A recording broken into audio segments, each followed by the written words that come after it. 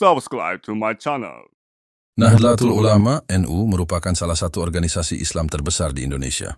Berdirinya NU tidak lepas dari konteks sosial, politik, dan keagamaan pada awal abad ke-20, di mana umat Islam Nusantara menghadapi tantangan modernisasi, kolonialisme, dan pertentangan pemikiran antara tradisionalis dan reformis. Berikut adalah kisah terbentuknya NU secara rinci. 1. Latar belakang sejarah. Tantangan dari kaum reformis. Pada akhir abad ke-19 dan awal abad ke-20, muncul gerakan reformasi Islam di Indonesia yang dipelopori oleh tokoh-tokoh seperti Ahmad Dahlan, pendiri Muhammadiyah, dan Persatuan Islam Persis. Gerakan ini mengkritik beberapa praktik tradisional dalam Islam yang dianggap bid'ah, khurafat, atau tidak sesuai dengan Al-Quran dan Sunnah. Pemikiran ini mendapat pengaruh dari gerakan pembaruan di Timur Tengah seperti Wahabi dan gerakan Salafi. Hal ini membuat ulama tradisional di Nusantara merasa perlu mempertahankan tradisi Islam lokal yang berbasis pada mazhab fikih, khususnya mazhab Syafi'i, serta tasawuf. Dan intervensi kolonial Belanda, pemerintah kolonial Belanda. Pada masa itu juga ikut memengaruhi perkembangan umat Islam dengan kebijakan yang membatasi aktivitas keagamaan dan mendukung golongan tertentu untuk melemahkan kekuatan umat Islam. Hal ini menimbulkan kekhawatiran di kalangan ulama. Pengaruh perkembangan global. Pada awal abad ke-20, terjadi perubahan besar dalam dunia. Islam, kekhalifahan. Utsmaniyah di Turki runtuh pada tahun 1924. Dan berbagai upaya untuk menghidupkan kembali kekhalifahan muncul di berbagai wilayah. Hal ini juga memengaruhi ulama Nusantara yang merasa perlu menjaga keutuhan Islam dalam kerangka tradisional. 2. Cikal bakal NU.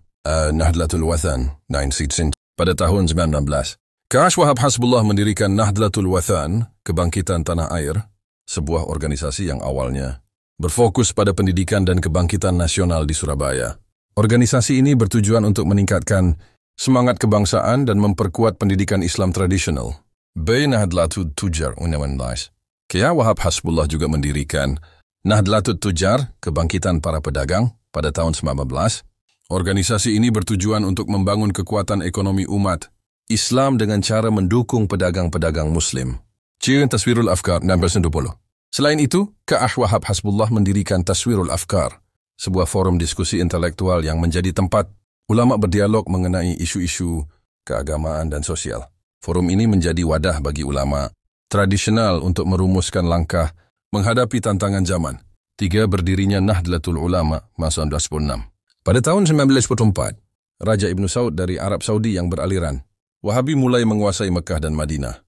Ia menerapkan kebijakan yang melarang praktik-praktik keagamaan tertentu seperti ziarah kubur, peringatan Maulid Nabi, dan tradisi-tradisi Islam lainnya yang dianggap bertentangan dengan ajaran Wahabi. Hal ini membuat ulama tradisional di Nusantara khawatir, karena tradisi-tradisi tersebut merupakan bagian dari praktik keagamaan mayoritas umat Islam di Indonesia. Pada tahun 1926, K.H. Hashim Asy'ari bersama para ulama tradisional mendirikan Nahdlatul Ulama di Surabaya. Organisasi ini didirikan sebagai wadah untuk 1. Mempertahankan ajaran Islam Ahlus Sunnah wal Jamaah, Aswajah, berbasis pada mazhab Syafi'i. 2. Melestarikan tradisi Islam lokal, seperti tahlilan, ziarah kubur, dan peringatan Maulid Nabi. 3. Menjaga persatuan umat Islam di tengah tantangan modernisasi dan kolonialisme. 4. Tokoh pendiri NU. Tokoh-tokoh utama pendiri NU meliputi K.H. Hashim Asy'ari, ketua pertama NU, dan ulama besar yang menjadi panutan umat Islam tradisional.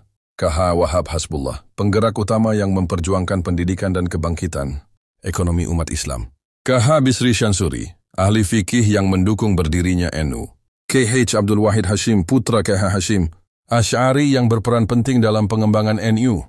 5. Prinsip dan ajaran NU. NU berpegang pada prinsip Ahlus Sunnah wal Jamaah, Aswajah, yang berarti mengikuti ajaran Islam berdasarkan Al-Quran, Sunnah, Ijma', konsensus ulama, dan Qiyas, analogi.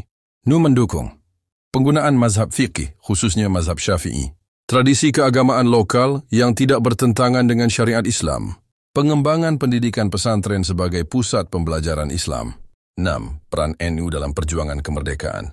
NU tidak hanya berfokus pada masalah keagamaan, tetapi juga berperan dalam perjuangan kemerdekaan Indonesia.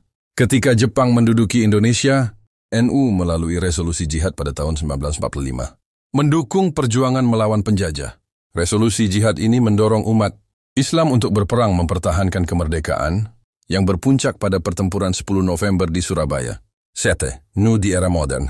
Setelah Indonesia merdeka, NU berkembang menjadi organisasi yang tidak hanya berfokus pada agama, tetapi juga pendidikan, sosial, dan politik. NU mendirikan banyak lembaga pendidikan, pesantren, dan kegiatan sosial untuk memberdayakan umat Islam di Indonesia. Hingga kini, NU tetap menjadi salah satu organisasi Islam terbesar dan paling berpengaruh di Indonesia, dengan jutaan pengikut yang setia pada ajaran Aswaja dan tradisi Islam Nusantara.